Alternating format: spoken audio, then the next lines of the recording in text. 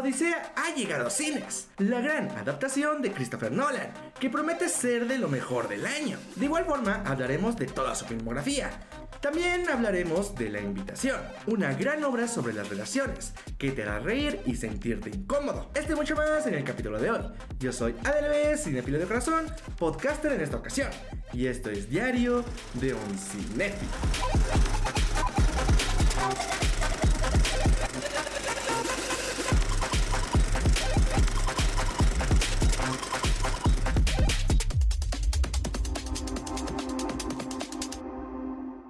Sean todos bienvenidos a este 18º capítulo de Diario de un Cinéfilo, enfocado en varias cosas que vi durante la semana, entre ellas toda la filmografía de Christopher Nolan, incluyendo la nueva película de La Odisea. También hablaremos de La Invitación, una película que vi hace algunos meses, pero que acaba de llegar a cines y que considero que es de lo mejor del año. Comencemos con La Odisea, una película que sinceramente yo amé. Voy a hablar un poquito sobre mi experiencia y después entraremos a detalle sobre la película, algunos aspectos técnicos, formatos, etc. Comencemos con mi experiencia. Yo la viví en IMAX, es la segunda película de este año que la vivo en IMAX. La primera fue Proyecto Hail Mary, la segunda es La Odisea, que debo decir que estas dos son mis películas favoritas de este año. Sobre todo lo hice por el formato, ¿no? Todos habló muchísimo sobre el IMAX de 70 milímetros, como toda la película se grabó con este formato, cómo la podrías disfrutar más en este tipo de formatos. Obviamente en México no existe un formato IMAX de 70 milímetros como fue grabada directamente en cinta, sino un IMAX digitalizado en un gran tamaño, pero aún así se cortan un poquito las escenas. No tanto como en un cine normal, pero se siguen cortando escenas. Esto afecta un poco la experiencia, pero de igual forma es todo un espectáculo visual. Vivir esta experiencia en IMAX añade completamente a tu experiencia.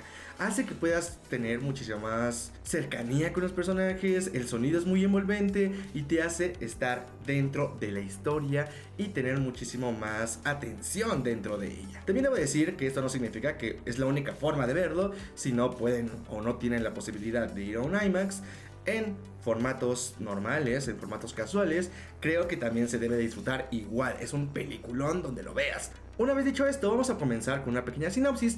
¿Qué es La Odisea? ¿De dónde sale? La Odisea está basada en los poemas de Homero con el mismo nombre llamado La Odisea, que, bueno, narra la forma mitológica el final de la Ilíada, el final de la guerra de Troya, y seguimos el viaje de Odiseo, de Ulises, en su viaje de vuelta a casa y lo que tiene que hacer para poder volver a su hogar. Esta película fue dirigida por Christopher Nolan, escrita también por Christopher Nolan. El casting, que en este caso creo que es muy importante, porque hay muchísimos actores, actrices, talento detrás de esta película que hacen que sobresalga muchísimo.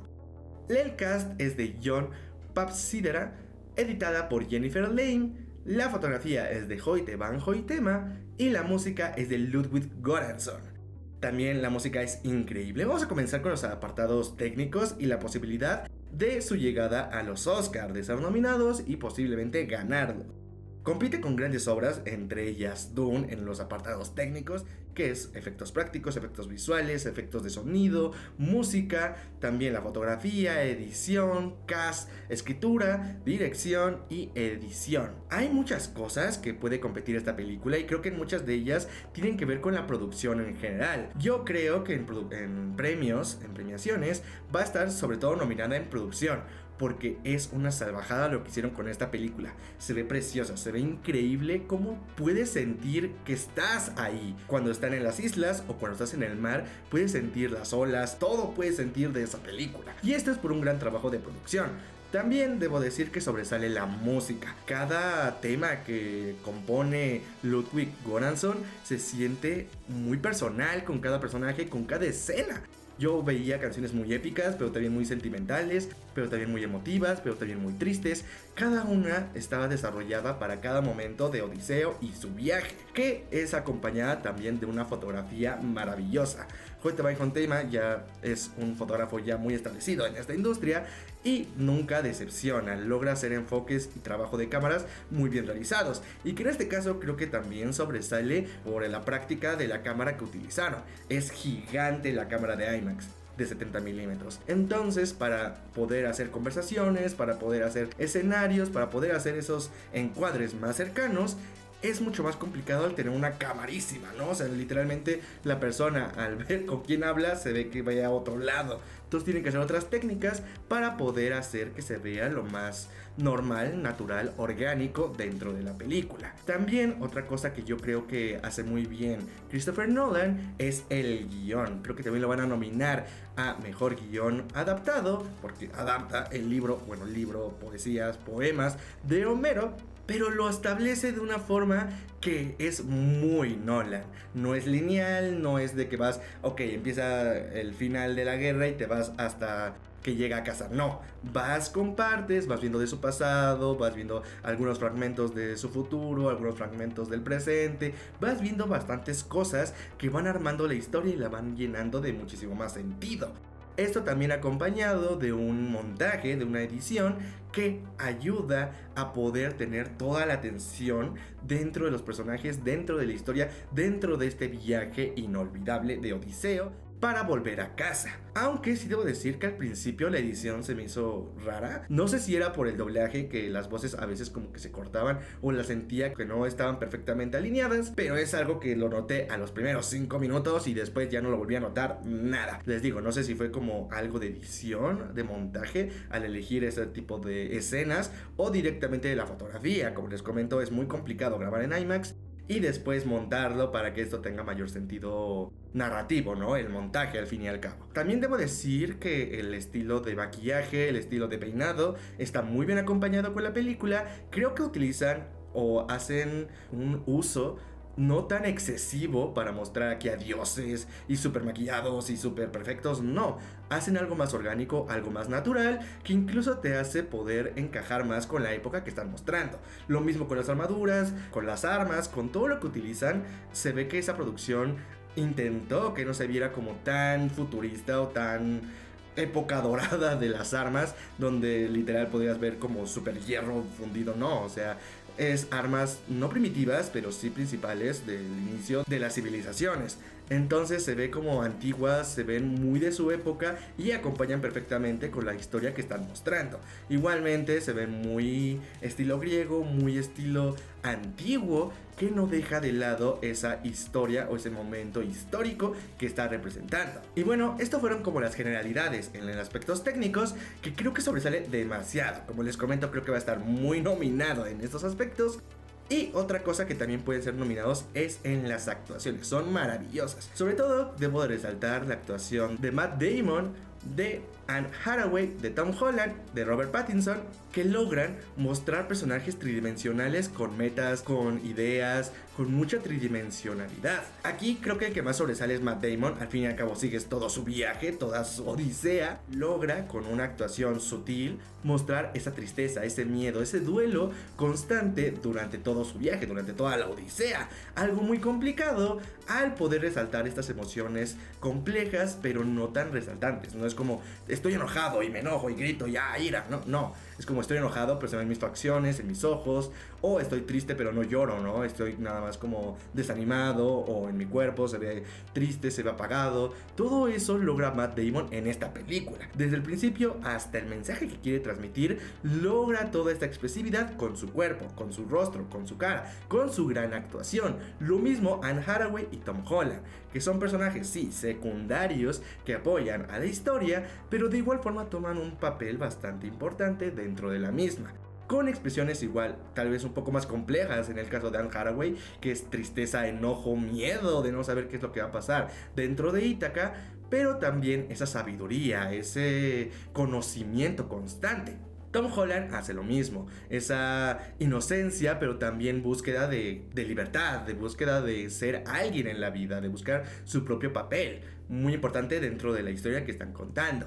También debo destacar otras actuaciones un poco más secundarias que no salen mucho en la película, pero que de igual forma considero que lo hacen bastante bien. Entre ellas Zendaya como esta diosa Atenea, también Circe y también el personaje de Elliot Page, que Elliot Page también tiene bastante importancia dentro de la historia, que si bien no aparece mucho, sí toma relevancia con el personaje de Robert Pattinson, al ser su hermano o parte de su familia. Y bueno, no les voy a contar con spoilers, pero Esta relación que tienen es muy importante y la actuación que hacen estos 4 personajes es brutal para lo que quieren contar. Atenea con su calma, con ese miedo también, pero también siendo como esta diosa de la sabiduría y de la guerra, ¿no? Al fin y al cabo es lo que representa. Circe como esta bruja malvada, pero también tranquila, pero con miedo, no sé, es como esa parte enigmática del personaje lo logra representar bastante bien. Que sinceramente no recuerdo quién es la actriz, ahorita que cargue.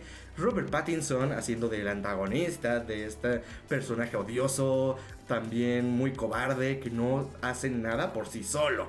Logra hacerlo con sus pequeñas énfasis, con sus pequeñas reacciones en su rostro, en su cuerpo y cosas como el querer sobresalir, ser como el macho del lugar, pero a la vez que no tiene nada de confianza, también ver que es súper inseguro, muchos de estos detallitos que logra Robert Pattinson con su gran actuación, terminas odiándolo.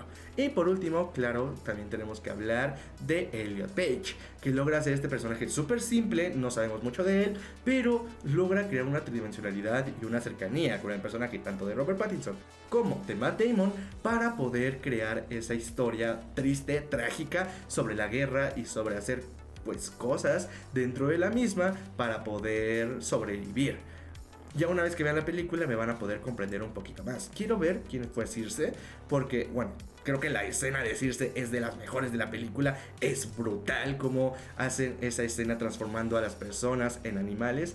Y que también debo decir que hacen un gran uso de los efectos visuales y especiales dentro de la obra. Sobre todo en la escena de Circe y en la escena de El Cíclope. Se ve muy bien, te da miedo, te da asco, te da mucho pavor. Esto lo acompañas con un gran uso de sonido y un gran uso de música y es brutal esas escenas. Samantha Morton hace un trabajo brutal como Circe y logra crear este miedo constante de la incertidumbre de la magia. Vamos ahora a hablar un poquito sobre la adaptación de la Odisea como tal. No sigue completamente todas las cosas del libro, de la poesía, pero sí logra tomar lo más significante y lo más importante de la obra original de Homero. Logra transportar toda esta mitología, todo este misterio, toda esta fantasía de los poemas de Homero a la gran pantalla de una forma brutal. Y sobre todo creo que es por el gran trabajo de Christopher Nolan de poder establecer su mensaje.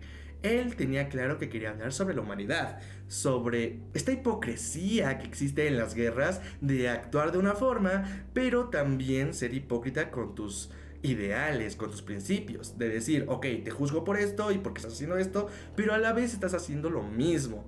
Una parte muy triste dentro de la obra y que creo que resalta más este mensaje es en la parte final. No voy a decirlo específicamente, no voy a decir con spoilers, pero al final cuando Odiseo comenta cómo hizo todo este viaje y lo que significó este viaje, es todo este peso que llegó cargando todo su viaje, toda su aventura. Y lo logra representar bastante bien Christopher Nolan con esta epicidad de la mitología griega.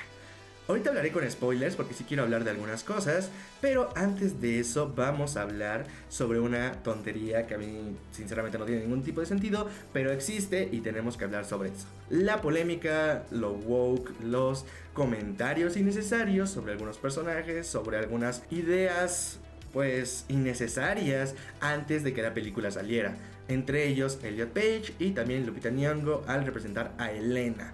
Creo que no tienen tanto peso dentro de la historia. Obviamente Helena es la parte fundamental de Troya, pero al seguir a Odiseo y solamente ser un personaje secundario no tiene tanto en pantalla. Y creo que es un trabajo maravilloso, es un trabajo muy bueno para poder representar a Helena y este duelo de lo que también representa la película, el mensaje que transmite, que es la guerra y cómo la humanidad se deja llevar por situaciones absurdas y tontas, y cómo muchas veces incluso podemos ser traicionados por estos ideales, entre ellos pues la traición de Helena y entre ellos también todo el viaje que desarrolla Odiseo después de la guerra. También considero que el utilizar la Odisea en lugar de Ilíada es todo un acierto. Voy a hablar con spoilers para poder detallar un poquito más sobre el mensaje y sobre todo lo que pasa dentro de la obra. Así que si no la han visto, salten hasta unos 10 minutos, que es lo que voy a estar hablando sobre esta película. Ok, comencemos con el mensaje de la cinta. Bien les estaba diciendo que es sobre la humanidad, pero considero que con lo que se ve dentro de la película es esta humanidad quebrantada, esta humanidad rota. ¿Por qué? porque es ver cómo la guerra que hicieron en pues, la Ilíada no tuvo sentido moral ni significativo. Sí, pelearon para recuperar a Helena, pero Helena, una vez que llegó a casa, su marido lo traiciona y lo mata. Entonces vemos como estas peleas son internas, son con nosotros mismos. No es realmente como la importancia del mundo o buscar por un bien para todos, para poder seguir como civilización. No, es algo individual, es algo egoísta que seguimos simplemente porque queremos ser reconocidos o ser valerosos. Y eso lo podemos ver más con las actitudes de Odiseo. En un principio de la película yo dije, ok, ¿por qué se ve tan triste Matt Damon? ¿Por qué se ve tan desanimado, tan agotado? Se supone que él va a planear lo del caballo de Troya y va a poder definir el final de la guerra. Pero a pesar de eso lo ves triste, lo ves desanimado y que no quiere realmente volver a casa, que es otro de los mensajes o es otra de las cosas que desarrolla la película, el cómo Odiseo realmente nunca quiso volver a casa porque quería tener un castigo hacia sí mismo, decir que él no merecía volver porque sus actos no fueron buenos, sus actos fueron demasiado hipócritas con todo lo que te estaba planteando su ideal, ¿no? Durante toda la cinta se desarrolla el mensaje de Zeus, de dar pero también recibir, de apoyar y nunca quebrantar esta ley.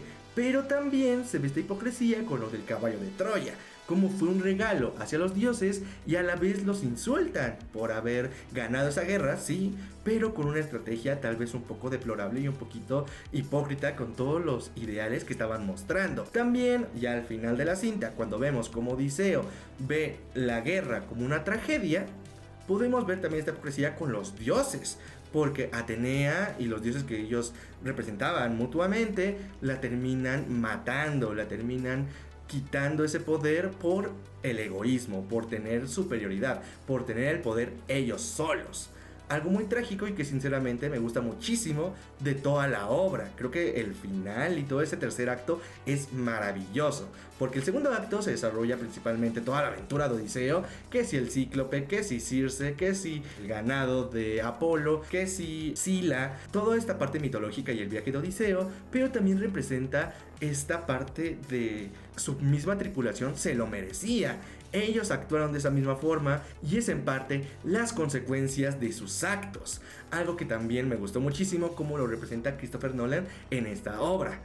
Puedo hablar horas y horas y horas y horas de esta película, sobre todas las escenas, sobre cómo es desarrollada el Cíclope, sobre cómo se muestra a los gigantes, sobre cómo se muestran a las sirenas. La escena de las sirenas también es preciosa, que no son simplemente monstruos que debes de afrontar y pelear y listo, sino que también tienen un mensaje dentro de esa aventura, como Odiseo es el único que las escucha y les menciona cómo puede oír todo lo que quiere, todo lo que ama, pero también todo lo que necesita y todo lo que busca, que a la vez es todo lo que ya tenía y lo que ya perdió. Muy doloroso, muy triste, y que con esas palabras y no mostrándonos escenas de su familia o de la guerra o de su pasado, sino con sonidos, con reacciones, viendo cómo Odiseo está sufriendo por las sirenas, por el canto de estos seres mitológicos que todos conocemos. También me gusta mucho la representación de los dioses dentro de esta obra. Ya hablé sobre un poquito Atenea, de cómo es personificada como esta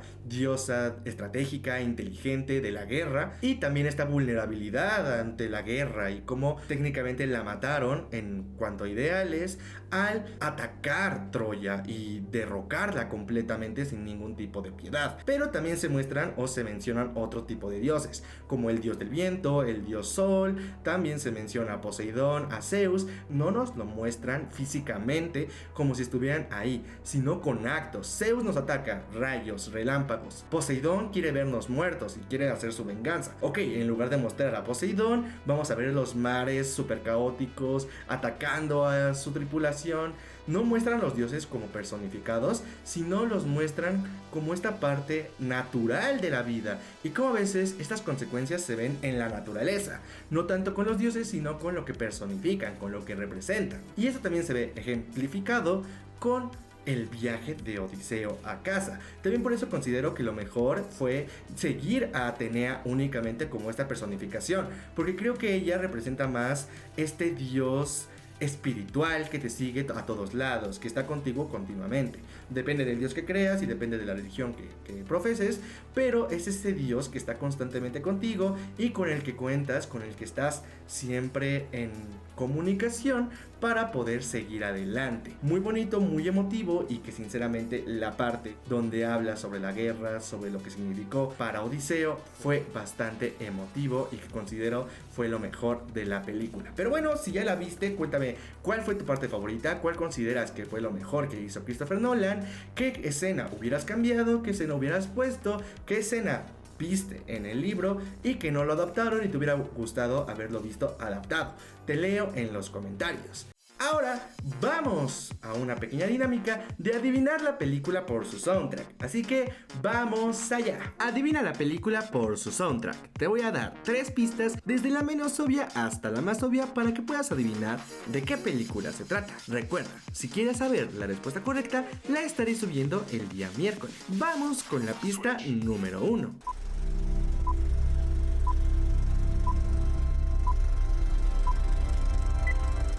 Ahora vamos con la pista número 2.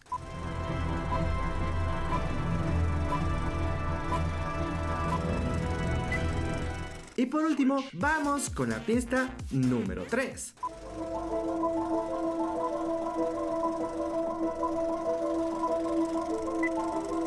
Ya sabes de qué película se trata, no olvides de comentarla.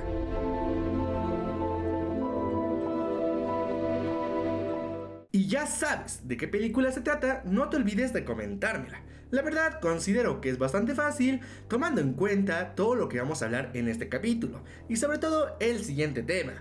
Vamos a hacer un pequeño tier list de todas las películas de Christopher Nolan, desde la primera que hizo hasta la última. Para ello, preparé una pequeña, presentación. Vamos a cambiar de imagen. Vamos a hablar de cada una de ellas. Comencemos con la primera que sacó, que fue Following. Following es una película que a mí me gustó bastante. La verdad es que no tenía tanta esperanza porque fue la primera película de Christopher Nolan. Sí, ya había hecho cortos anteriormente, pero es la primera película, es el primer largometraje en su carrera.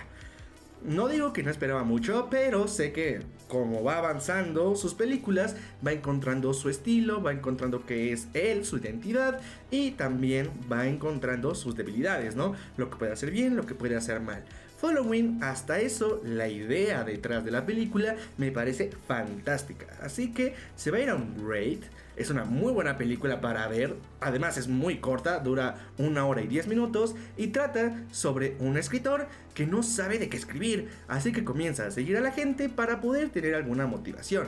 Al seguir a una persona, esta persona se da cuenta y le dice que es un ladrón, así que comienzan a robar juntos y le enseña su modo superandi, haciendo que empiece a tener otro tipo de vida. No les voy a spoilear porque tiene giro al final de la película que creo que es bastante interesante.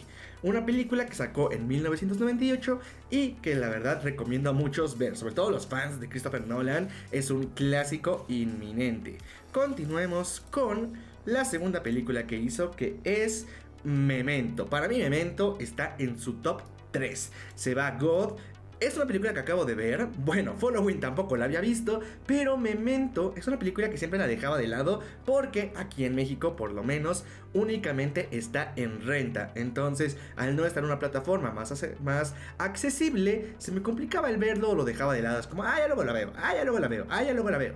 Y una vez que la pude ver, debo decir que es una joya y de sus mejores películas de Christopher Nolan. La historia sigue a nuestro personaje principal, que tiene amnesia, tiene pérdida de memoria a corto plazo, por lo cual se anota cosas en la piel, toma fotografías y anota ciertas cosas para no olvidarlas. Esto para poder descubrir quién asesinó a su esposa. Muy interesante, si no la han visto, denle una oportunidad. Es una historia que se cuenta al revés. Ves el final y te vas retrocediendo hasta conocer cómo llegó a ese final. La estructura narrativa es impresionante y también considero que aquí ya se están viendo los primeros pasos de Christopher Nolan con su identidad y lo que quiere mostrar, y su cine en particular, su identidad visual, su identidad narrativa y todo lo que define a una película de Christopher Nolan. Vamos con la siguiente, que es Insomnia.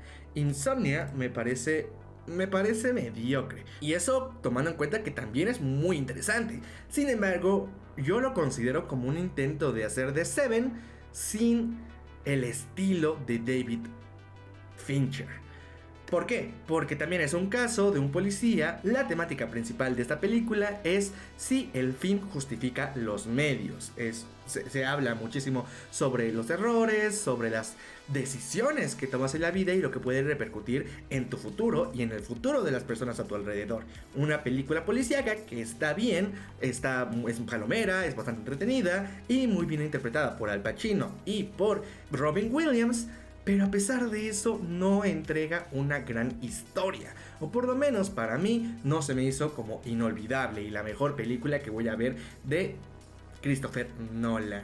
Así que bien, no considero que sea mala, la recomiendo que la puedan ver, pero tampoco creo que sea de sus mejores películas y de hecho creo que es su peor película en cuanto a todas las películas que ha hecho. Vamos con Batman Begins, una cinta que creo que no es tan buena para revisitarla. La tenía mucho en mi corazón, la amo, es una de las películas favoritas de superhéroes. Creo que también inició con esta nueva forma de ver a los superhéroes, de no solamente tomarlos como algo del juego, sino tomárselo más en serios. Batman Begins comienza la historia de Batman con Ra's al Ghul, increíblemente interpretado por Liam Neeson. Hace un buen Ra's al Ghul, pero digo que no es tan buena para revisitarla, porque, de hecho la voy a poner en...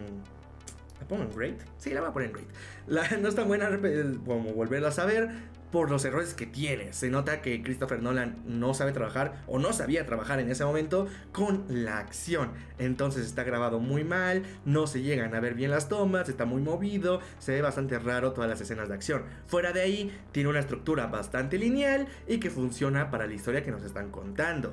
Batman inicia una gran película de superhéroes y el mejor inicio que pudo haber tenido esta saga. Bueno, esta trilogía, mejor dicho. Vamos con The Prestige, que aquí igual se va al tope. Lo voy a poner en Best, porque aquí en God nada más voy a poner al top 3. The Prestige es una de esas películas sencillas, pero que tienen muchísima alma. Me gusta mucho este duelo que tiene Hugh Jackman con Christian Bale por ver quién tiene el ego más alto, por ver quién es el mejor mago. También toca más temas como la familia, como el cumplir un objetivo a partir de mentiras y lo que significa la magia en general. Me gusta mucho que utilice la magia para poder contar esta historia sobre un duelo de magos. También muy recomendable y creo que es la película que más recomiendo de toda su filmografía. Sí, puede que me guste más Memento y creo que será muchísimo mejor, pero The Prestige se me hace tan asequible, tan fácil de ver, tan entretenida y que te mantiene al tanto en toda la película que se la puedo recomendar a todos. Muy recomendable también The Prestige, véanla, se llama El Gran Truco, si no me equivoco, en español. Está disponible en HBO Max. Continuemos con Batman Dark Knight. Aquí está mi top 2. Dark Knight es un clásico de los superhéroes, es un clásico de la ficción.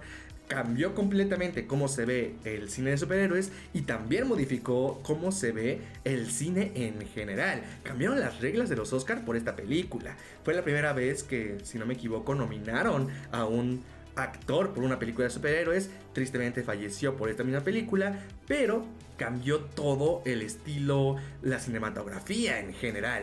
Un peliculón que todos han visto, que todos recomendamos. Tiene el mejor villano de cualquier película de superhéroes, de cualquier película. Una película que tiene demasiado que contar. El duelo que tiene el Joker con Batman y cómo hablan sobre los días malos y cómo puedes afectar a una persona por un día malo.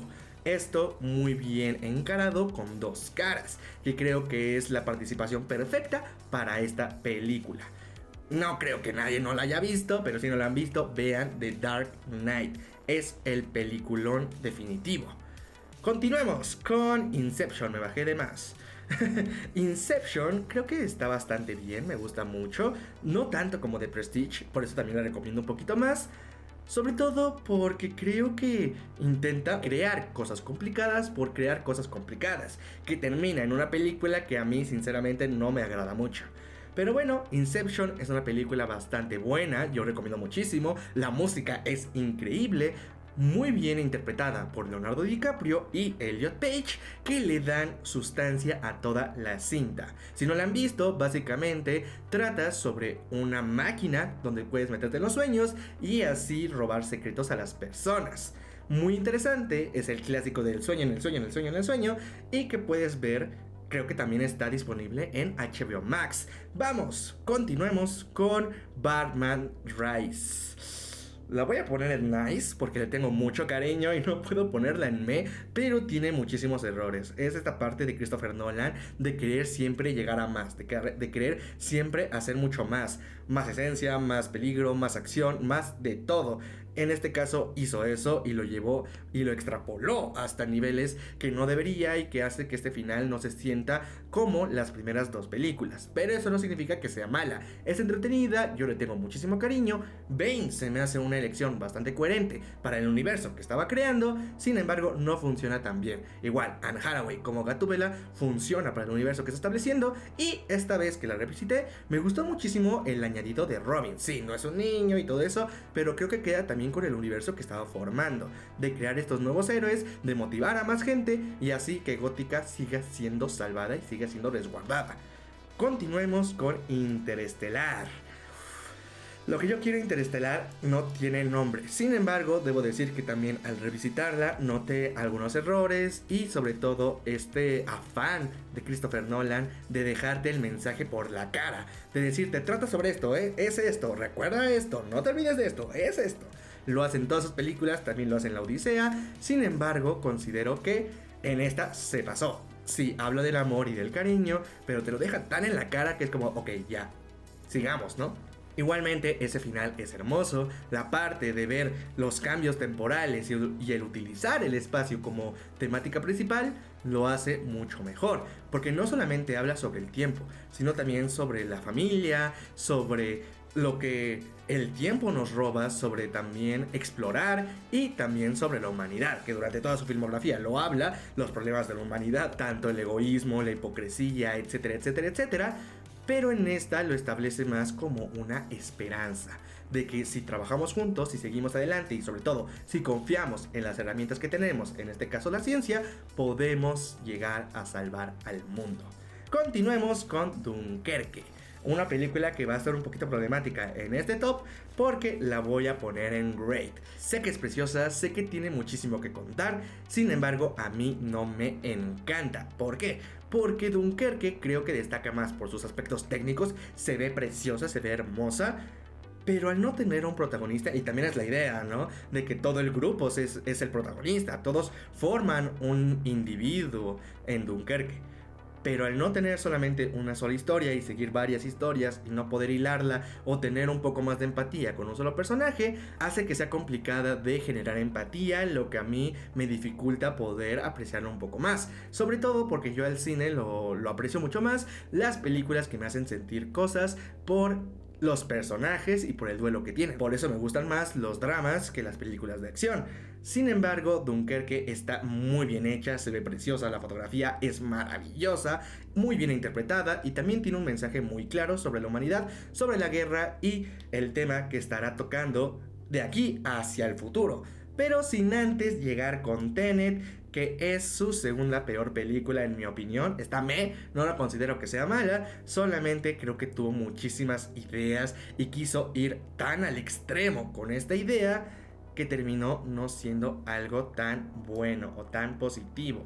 Tenet, me gusta la idea de esto del tiempo también, como lo jugaba con Interestelar, pero ahora en la Tierra con una máquina, y que esto tiene que ver con esto y con esto, con esto, con esto, con esto. Siento que se complicó por complicarse y que en lugar de mostrar y dar una iniciativa al espectador, solamente lo dejó con más dudas que nunca se explicaron, que no tienen mucho sentido y que algunas cosas solamente confunden por confundir y por verse más ambicioso con esa película.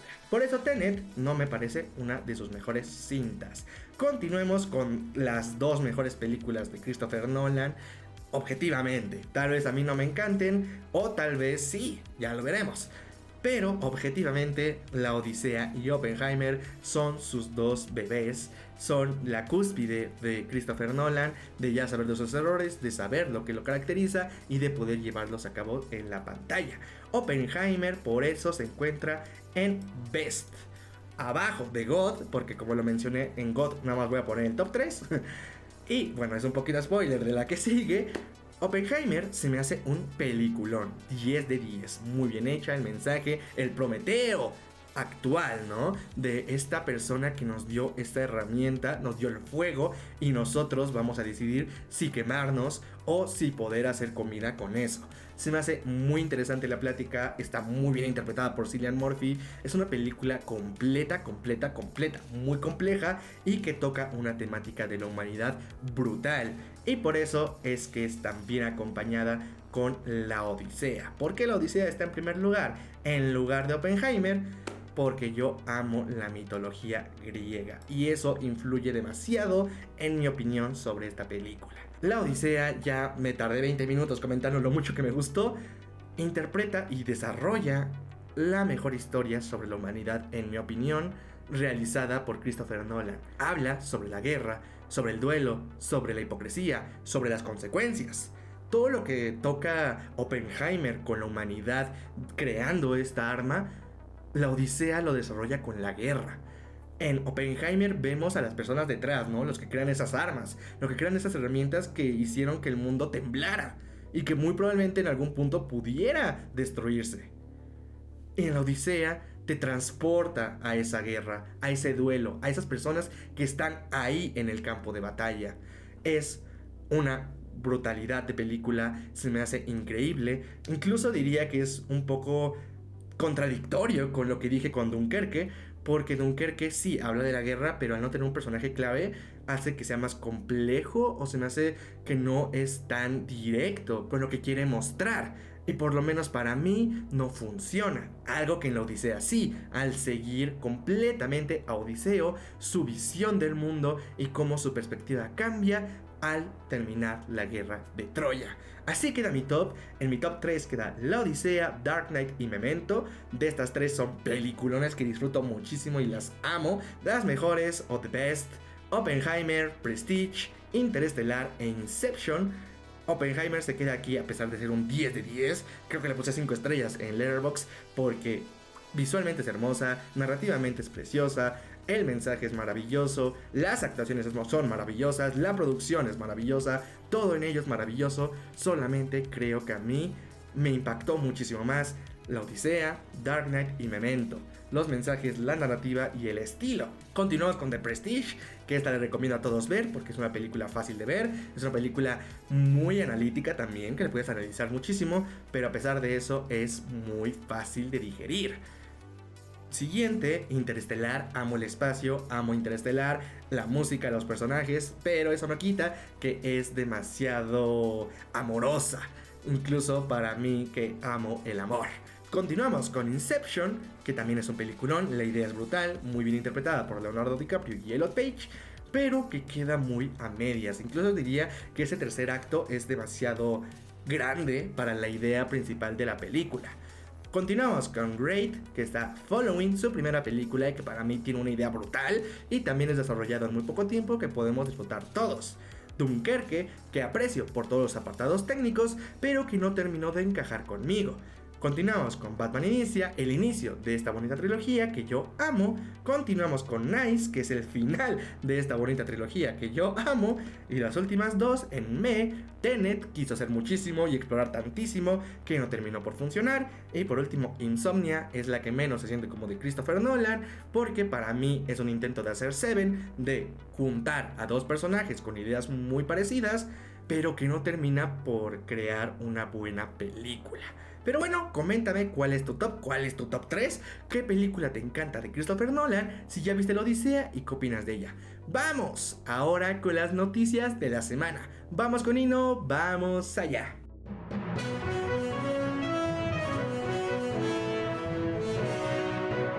Noticias de la semana. Esta semana salió el tráiler de Play Rocky, la biopic de cómo se realizó la película de Rocky Balboa.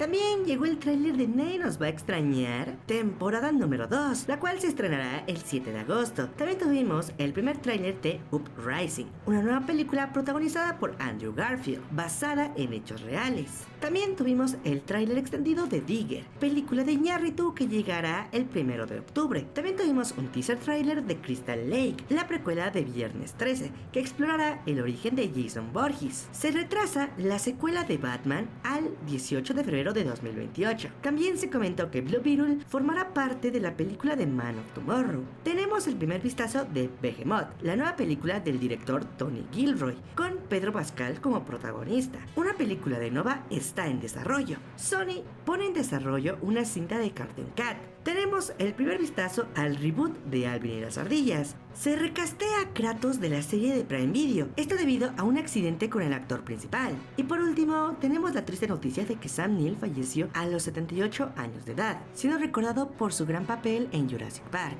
Que en paz descanse. Muchas gracias por escuchar las noticias, espero que les haya gustado. Nos vemos la próxima semana.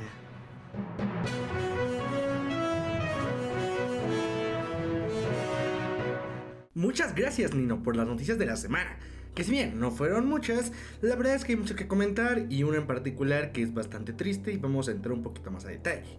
Vamos a comenzar con la biopic de la cinta de Rocky Balboa. Acaba de llegar el primer tráiler de I Play Rocky. Esta cinta que ya estaba en desarrollo desde hace bastante tiempo. Yo había visto como todo el proceso que llevó en producción y finalmente tenemos el primer vistazo de esta obra. La verdad se ve bastante bien. El actor que hace de Rocky Balboa se ve maravilloso. Para mí por lo menos es idéntico a él y creo que también es un bonito homenaje para lo que hizo para llegar a hacer esta película. Si no sabes el contexto de cómo se realizó esta película, es que Rocky Balboa no estaba dentro de la industria tan directamente. Luchó como todas las personas por tener un papel especial y consiguió que le dieran el visto bueno para la producción de Rocky. Fue todo un exitazo y básicamente fue la cinta que lo llevó a Hollywood. Yo tengo mucha esperanza por ver esa película y ver qué es lo que hacen con ella.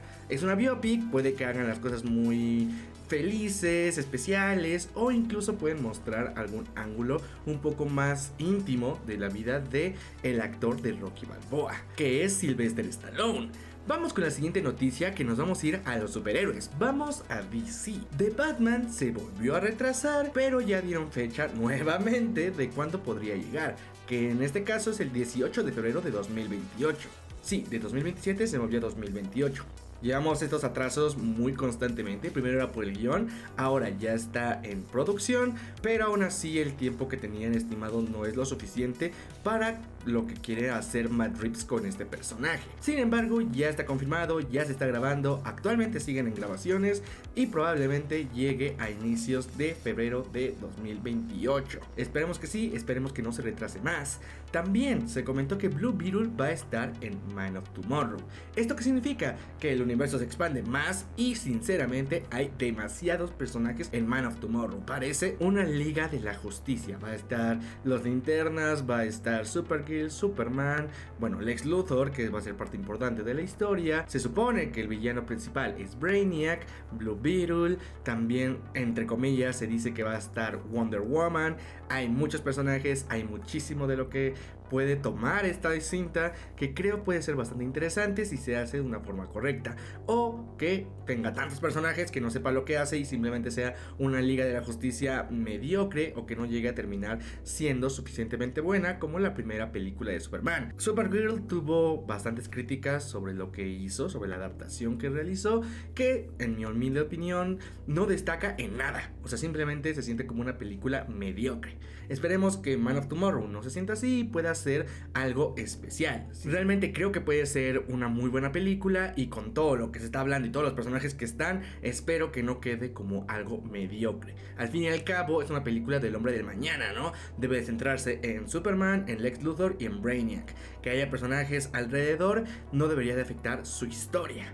La siguiente noticia es Behemoth, que es la nueva película del director Tony Gilroy, también conocido como el director de la serie de Andor, protagonizada por Pedro Pascal. La verdad es que es una cinta que yo espero muchísimo. Yo leí una pequeña sinopsis que es de un compositor que había dejado Hollywood, vuelve para poder componer la canción de una nueva película. Una película que a mí me llama muchísimo la atención, me encantan estos dramas. Tal vez no estén basados en hechos reales, pero como esta personificación de muchas personas de la realidad, ¿no? De cómo viven sus duelos, su vida y toda su experiencia dentro de la farándula. Una película que yo espero mucho y las primeras imágenes me emocionaron demasiado. No sabía nada, yo creí que ya lo habían mencionado, lo habían dicho en alguna entrevista o algo así, pero al parecer no.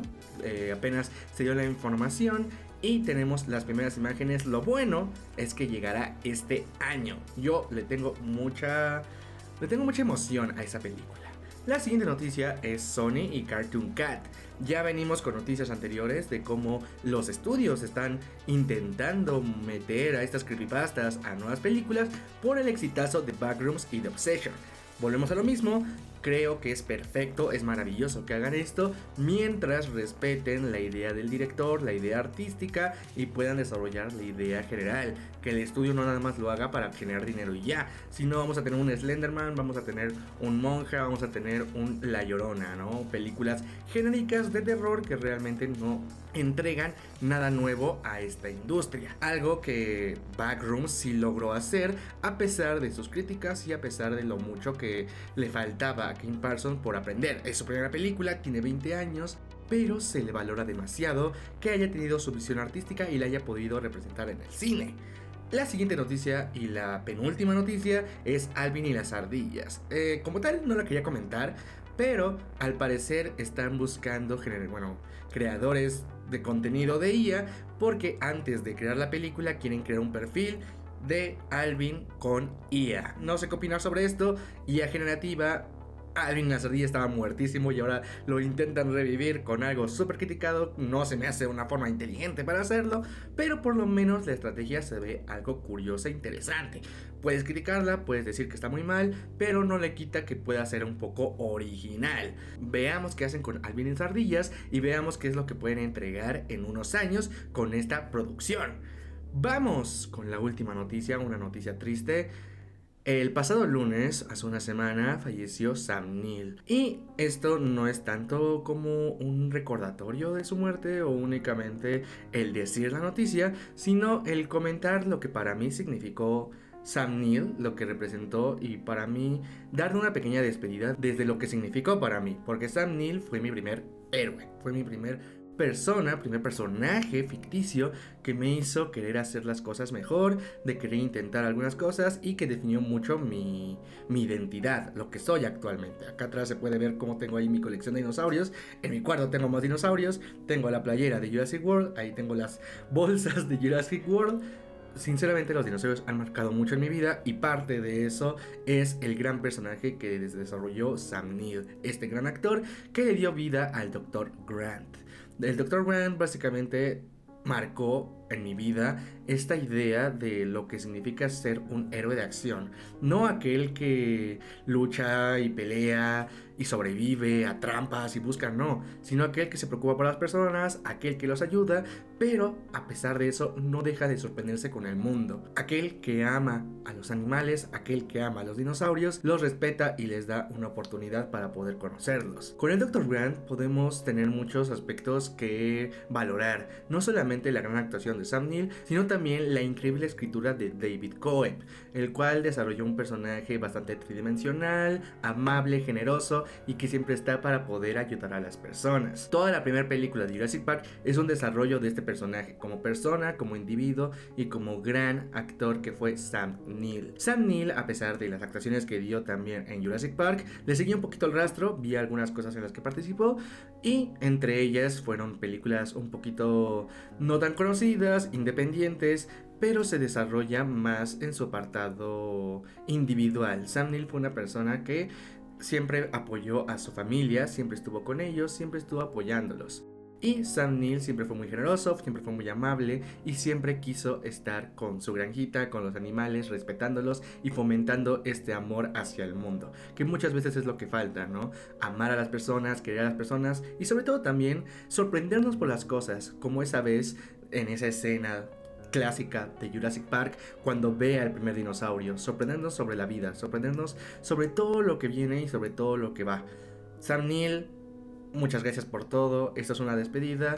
Él marcó muchísimo mi infancia, marcó muchísimo mi vida y jamás se lo olvidará. La mejor forma de poder mantener vivo a las personas una vez que se retiran, una vez que se van de la vida, es recordándolas y valorando lo que hicieron en vida. Muchas gracias. Y bueno, esta fue mi despedida hacia un grande, fue la despedida hacia Sam Neill. Como les comento, los dinosaurios son parte de mi vida, son esenciales. Por ello amo las ciencias, por ello amo todo, amo las ciencias en general, la paleontología, la astronomía, todo lo que es ciencias lo amo, y en parte es por el gran trabajo de Sam Neill al desarrollar un personaje tridimensional, interesante, curioso, amable. Un personaje que motiva a muchas personas y que en la vida real fue amable con todos y logró apoyar a cada persona que estuvo a su lado. Sam Neill no tuve el gusto de haberlo conocido, pero aún así marcó muchísimo mi infancia, marcó muchísimo mi vida y la seguirá marcando a partir de todos sus logros y todos los objetivos que logró en vida. La vida es bastante impredecible y tristemente a veces pasan estas cosas que nunca llegas a esperar. Pero bueno, así es la vida y solamente queda recordar a esta gran persona que fue Sam Neill.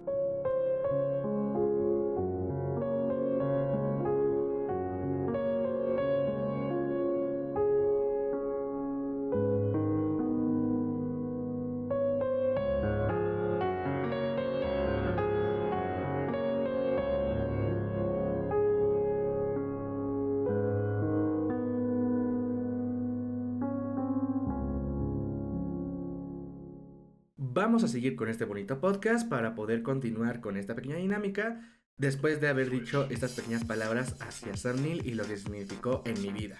Vamos allá, vamos allá. Adivina la película por su elenco. Te voy a dar 3 pistas desde la menos obvia hasta la más obvia para que puedas adivinar de qué película se trata. Recuerda, si quieres saber la respuesta correcta, la estaré subiendo el día viernes. Vamos con la pista número 1, la cual es Chris Pine, un actor que ha aparecido en bastantes cintas. Vamos con la pista número 2, la cual es Harry Styles, un reconocido artista que no ha aparecido en tantas películas. Y por último, la pista número 3, la pista más obvia, es Florence Pugh, una gran actriz que ha participado en varias cintas. Ya sabes de qué película se trata, no olvides de comentarla. Y ya sabes de qué película se trata, no te olvides de comentármela.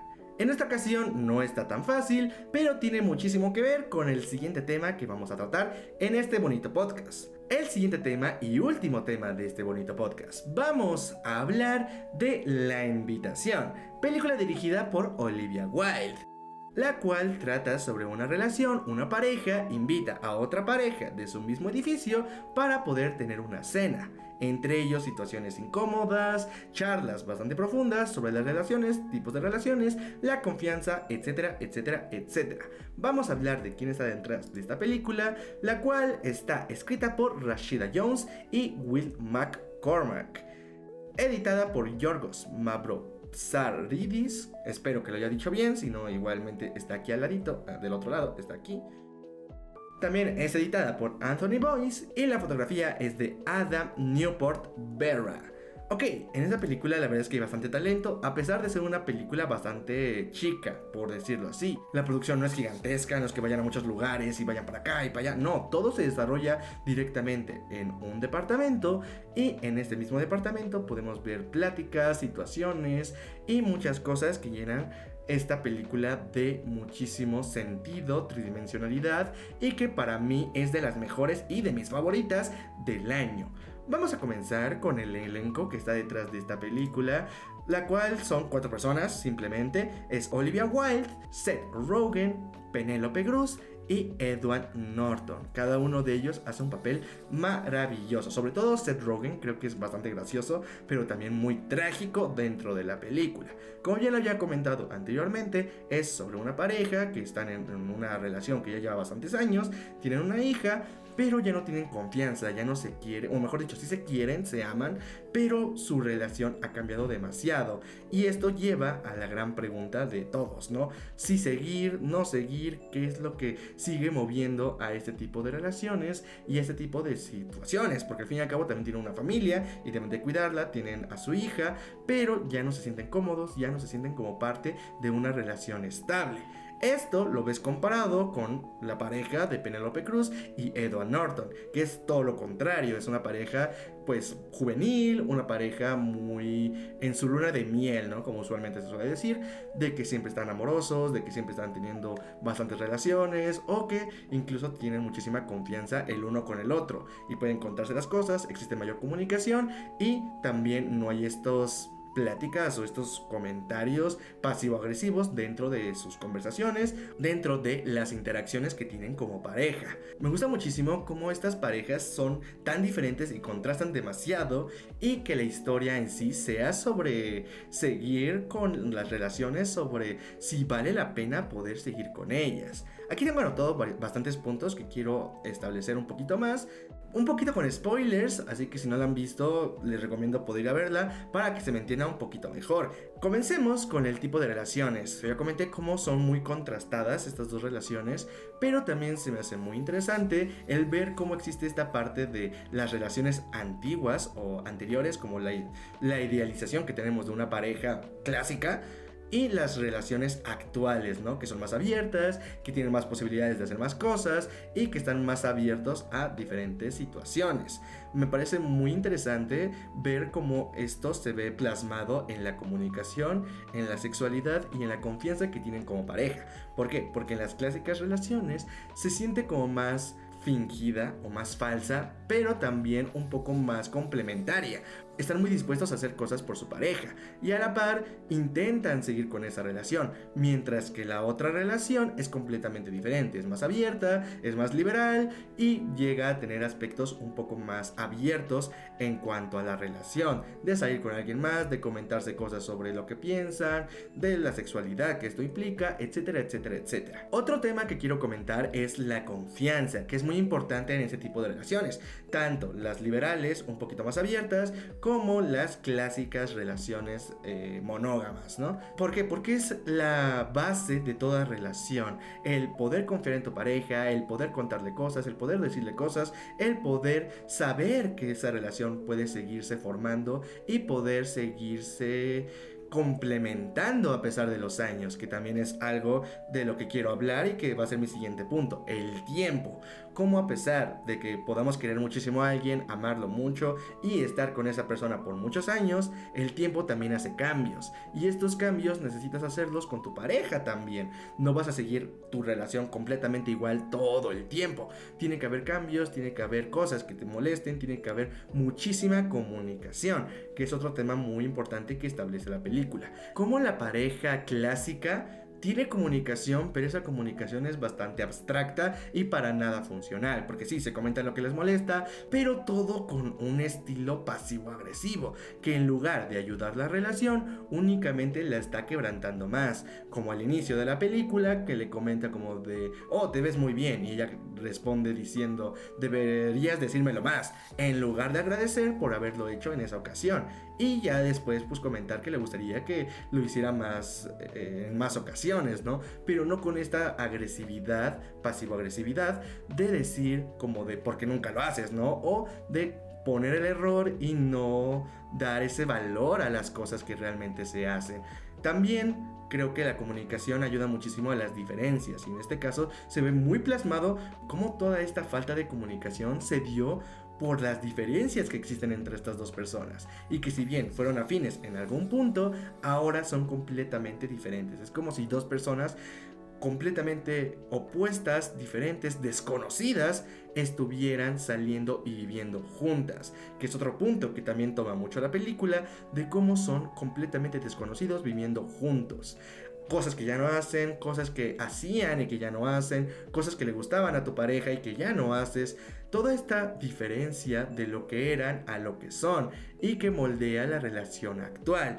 que no existe la comunicación mutua ni la confianza para poder mejorar conforme a esta relación. Muy triste, incluso ese final con el piano te destroza el corazón sobre esa relación que muy probablemente rompa y simplemente decidan separarse para poder seguir adelante. La siguiente cosa que quiero comentar, que ya no es tanto sobre las relaciones, ya no es tanto sobre esta parte humana, sino más bien en cuanto al guión, en cuanto a la estructura de la historia, que es la comedia trágica. Porque la historia es muy graciosa, es bastante entretenida y muy divertida de ver, sobre todo los comentarios que hacen, las opiniones que dicen y las cosas que le pasan a los personajes en diferentes situaciones, ¿no? Por ejemplo, cuando se ponen a fumar, o cuando se cae, o cuando comenta sobre la molestia que tiene sobre la otra pareja. Seth Rogen hace un trabajo magnífico, que es acompañado también por Olivia Wilde, que hace un papel maravilloso como esta pareja que ya está frustrada, que lo único que quiere es encajar, que lo único que quiere es crear esta superficialidad y esta máscara con sus invitados y no mostrar realmente lo que siente y lo que vive diariamente. Esto contrastado con Penélope Cruz y con Edward Norton, que se ven súper relajados, súper tranquilos y que existe completa confianza tanto en ellos mismos como en la relación que tienen. Esto a pesar de ser juzgados o de poder tener diferencias en la relación. Muy interesante, que también me gusta mucho cómo es utilizado en la estructura de la película para poder crear una comedia trágica sobre las relaciones, sobre el tiempo y sobre nosotros creando relaciones de amor y el tiempo como esta respuesta ante esa relación. También debo de decir que en ocasiones se vuelve incómoda, pero no incómoda como de híjole, ¿qué estoy viendo? ¿Qué onda? ¿Por qué estoy viendo esta cosa? No, incómoda porque las situaciones que están pasando con la respuesta que están haciendo los personajes se vuelven incómodas por lo realista que son y por lo incómodo que resulta las acciones de las parejas, de cómo actúan entre ellos, de cómo reaccionan ante ciertas situaciones y cómo esa incomodidad se vuelve parte fundamental de la película y de la obra, tanto del mensaje como de la puesta en escena. Por último, debo decir que es de lo mejor que he visto de este año y que he dicho y he comentado bastante desde que la vi en el Festival Sundance y la he recomendado muchísimo tiempo. Ahora que está en cines, yo recomiendo que la vayan a ver porque, como siempre digo, se disfruta este tipo de experiencias muchísimo más en el cine. Muy probablemente llegue a plataformas, muy probablemente llegue a Movie o a Prime Video o incluso, no sé, a HBO Max.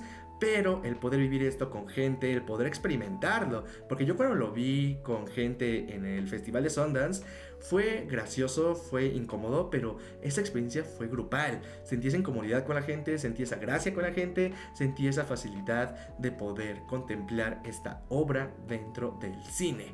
Y bueno, esto fue todo. Espero que les haya gustado este bonito capítulo. Recuerden, este tipo de experiencias, como ya les había dicho, se viven muchísimo mejor en el cine. Y en caso de que no los vea, buenos días, buenas tardes y buenas noches.